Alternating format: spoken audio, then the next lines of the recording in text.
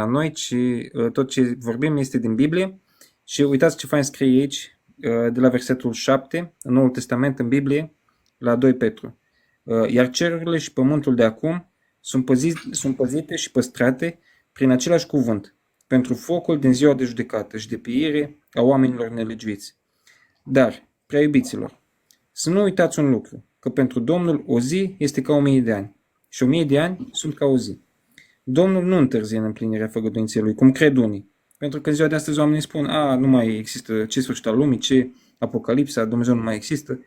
Erau oameni de genul ăsta și pe vremea lui Iisus Hristos, vedeți? Ție are o îndelungă răbdare pentru voi. Adică El ne mai dă timp tocmai pentru ca noi să venim la pocăință. Uitați ce scrie. Pentru voi și dorește ca niciunul să nu piară, ci toți să vină la pocăință.